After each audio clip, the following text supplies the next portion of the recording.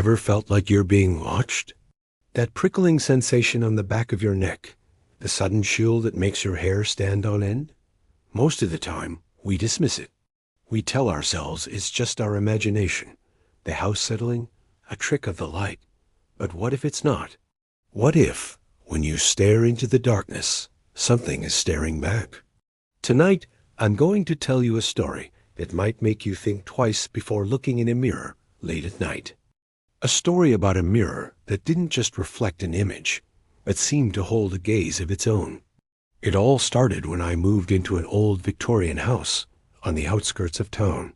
It was one of those places that looked like it was pulled straight from a Gothic novel, sprawling, a little rundown, and filled with the previous owner's forgotten belongings. I was on a tight budget, so I didn't mind the clutter. In fact, I kind of enjoyed sifting through the dusty relics of a bygone era. Among the stacks of yellowed books and moth-eaten furniture, I found it. A large, ornate mirror with a heavy, dark wood frame, intricately carved with twisting vines and strange, unsettling faces. It was beautiful in a haunting sort of way. I decided to hang it in the main hallway, right across from the staircase. It was the perfect spot. It made the narrow hall feel more spacious and caught the light from the window beautifully. For the first few weeks, it was just a mirror. I'd catch my reflection as I went up to bed or hurried out the door in the morning. Nothing out of the ordinary. Then the subtle oddities began. At first, it was just a flicker in my peripheral vision. I'd be walking past, and for a split second, I'd think my reflection had moved a fraction of a second too late. I'd stop, turn back, and stare. But there was just me, staring back with a confused expression. I brushed it off as exhaustion. Moving into a new house, especially one this big, was tiring. A week later, things escalated. I was heading to bed, the house silent except for the creaking of the old floorboards.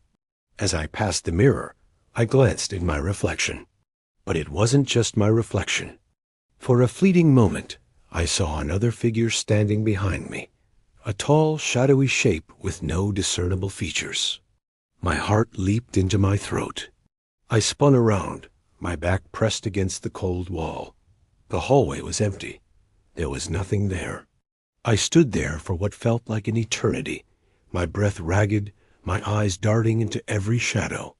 I slowly turned back to the mirror. It was just me again, my face pale with fear. I told myself I was seeing things. It was late, I was tired, and the old house played tricks with the shadows.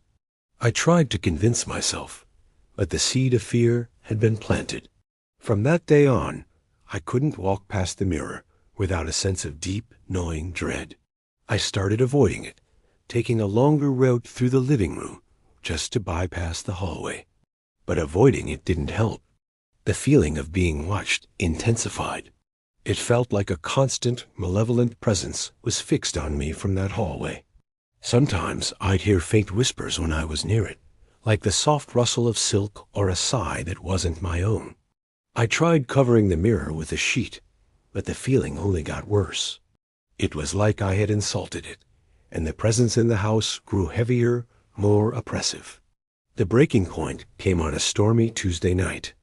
The power had gone out, and the house was plunged into an unnerving darkness, lit only by the occasional flash of lightning.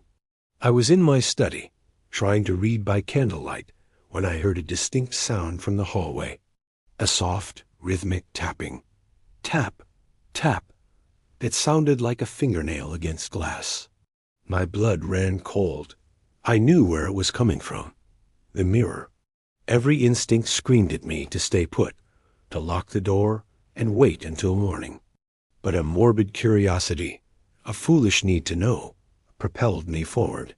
With a trembling hand, I picked up my candlestick and slowly made my way out of the study and into the suffocating darkness of the hallway. As I got closer, the tapping stopped. The silence that followed was somehow more terrifying. I held the candle up, its flickering flame casting long, dancing shadows on the walls. The sheet I had thrown over the mirror was gone. It lay crumpled in a heap on the floor. And there, in the glass, was my reflection. But I wasn't alone. The shadowy figure was back, no longer just a flicker in my periphery. It stood directly behind my reflection, tall and gaunt. As lightning flashed, illuminating the hall for a terrifying second, I saw its face. It was pale and drawn, with hollow black sockets where eyes should have been, and its mouth was stretched into a wide, silent scream. My own scream was trapped in my throat, a choked, pathetic sound. The worst part, the part that still haunts my waking nightmares, was my reflection. It wasn't looking at me in terror. My reflection was smiling. A slow, chilling smile that didn't reach its eyes. Its eyes were locked on the figure behind it. Then, very slowly, my reflection raised a hand and began to wave. Not at me. It was waving at the thing in the mirror. That's when I finally broke. I dropped the candle, plunging the hall into absolute darkness, and I ran. I didn't stop to grab anything. I just sprinted out the front door, into the pouring rain, and didn't look back. I left everything behind in that house. The furniture, the books, my sense of safety. I never went back. I heard a few months later that the house was up for sale again.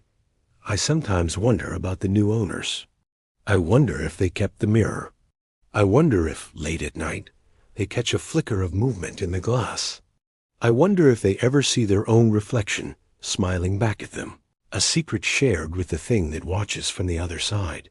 What I saw that night has never left me.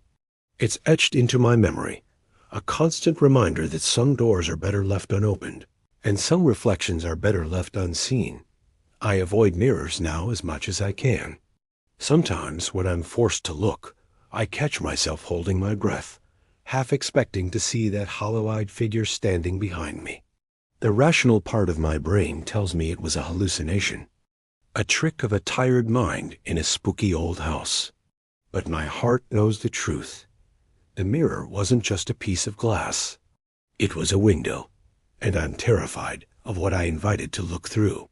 Think about that the next time you find yourself alone in a quiet house. When you catch your eye in a reflective surface, just pay close attention.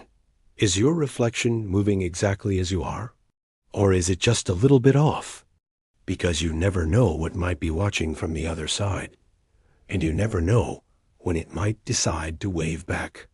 Thanks for listening to my story tonight. If you have your own creepy experiences with mirrors, or things that go bump in the night, I'd love to hear about them in the comments below. And if you enjoyed this, don't forget to like this video and subscribe for more tales from the dark. Stay safe, and whatever you do, don't stare too long into the glass.